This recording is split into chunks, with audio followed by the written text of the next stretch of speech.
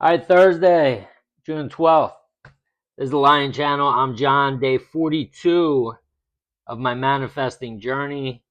A couple things I want to talk about today, but first I want to start with states of consciousness.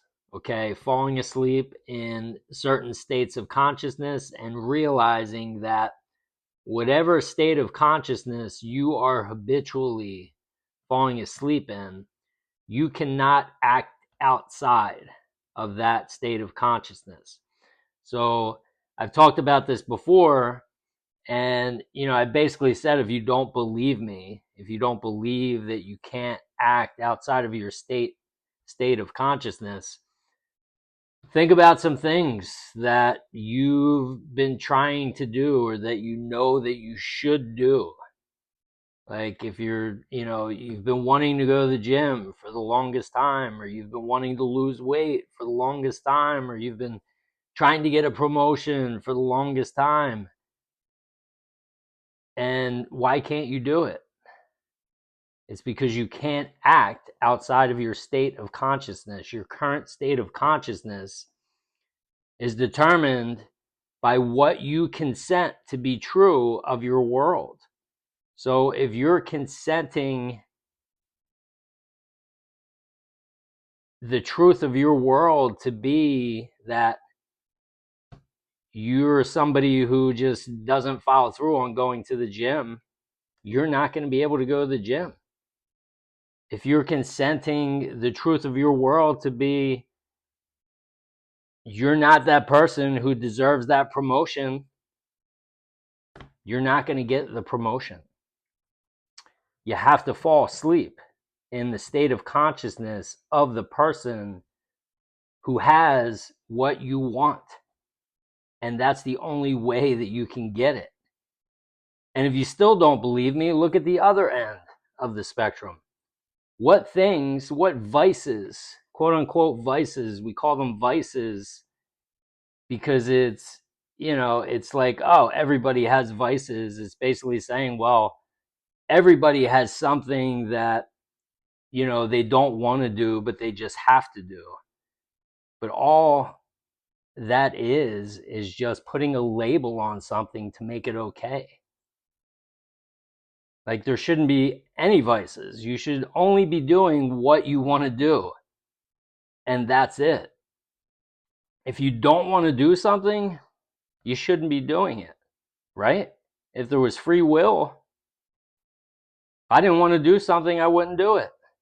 But you can't act outside of your state of consciousness.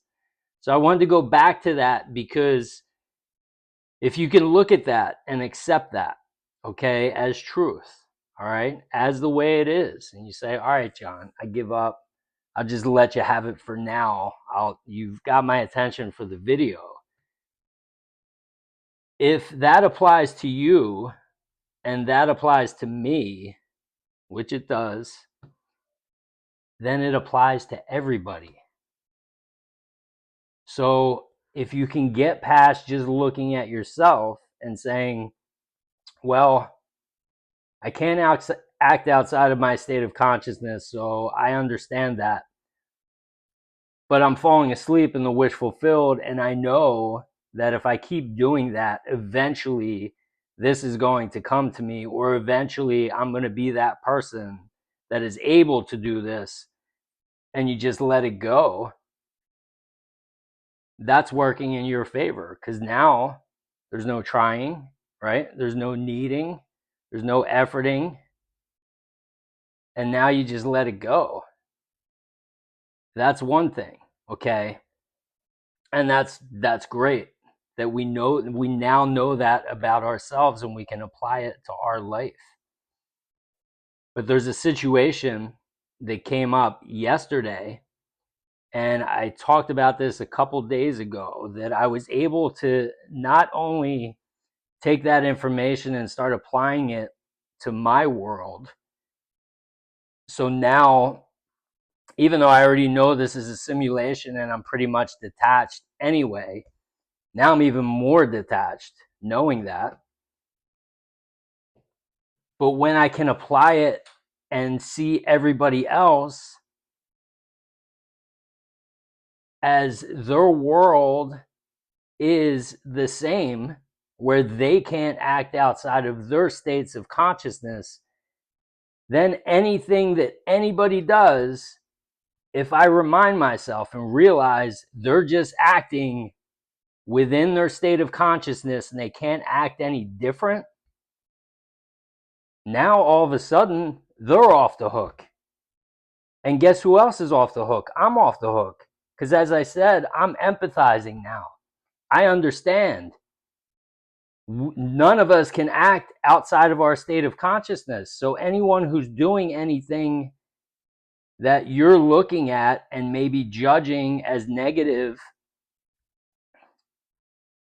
just understand they're just acting the only way that they can act. And so this came up in my life yesterday, in our lives, and I looked at the situation where it's a situation where previously I would have completely reacted to, and I have done so for 10 to 15 years. I've let this kind of situation that came up just take over me, and I probably wouldn't have slept much last night.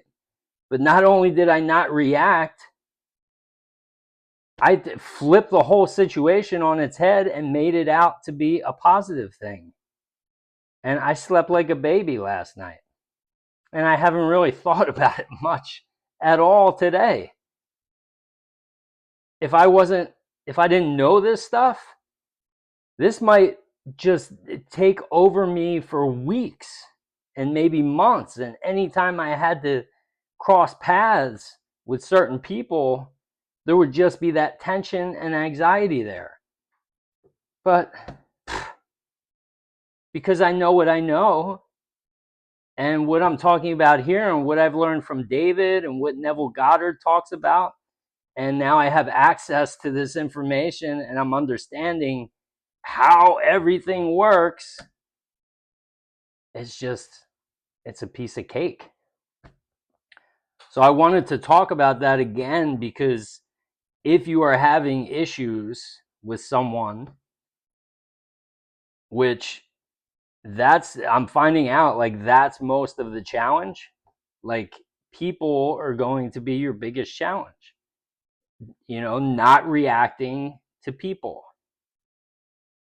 But when you understand that these people cannot act outside of their state of consciousness, you're going to empathize just like I do. Because the only people who are going to be open and know this stuff and be able to apply it are the people who are looking for it. And most of the world is just not open to this kind of stuff. So in a way, when you are applying and practicing this, and this, I've said a couple of times, it almost feels like a superpower. But with a superpower comes responsibility. And it's like, so if I know this stuff, if you know this stuff, you can empathize with people and use it as a detachment technique. And I feel like it's very powerful at that point, because when you can detach from people, like, that's most of the game, because that's what you're reacting to most often. At least me, in my world, everything else is just going to be easy. Now I'm doing things, I have my non-negotiables, and now it's just me against me. And it's always you against you. But when you realize that the people are only acting how they can act, there's no need to worry about it. There's no need to get upset about it. Ah, man, I wish you knew what I knew. You could say that internally. I wish you knew what I knew, but you don't. And God, I remember being there And I wanted to be better. I wanted to do things that for some reason I just couldn't do. And I didn't want to do things that for some reason I feel like I have to do. And so it becomes empathy, and and then it turns into love. And you're like, God, I love you. I just wish I could give you this information, this knowledge that I now have. And then all that negative emotion just dissipates. So if you can just take that one thing and just apply it to the rest of your day, apply it to the rest of your week, apply it to the rest of your life, it's going to make all the difference in the world. You're going to be so much happier. And even though there is no free will, and it's like, sometimes I feel like, what am I talking about these techniques for?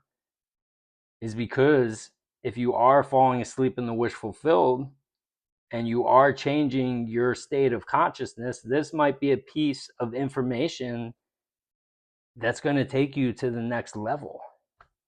Maybe you're struggling with certain people and you just, for whatever reason, you just couldn't, they just always press your buttons. Well, now that you know this, start looking at it that way. This is what they did. This is what they do. That's just who they are. And so now you can take the wisdom and just not react to it, and instead empathize and love. All right, so that's it for today. All right, I love you all. Hope you have a wonderful night, and I'll see you tomorrow.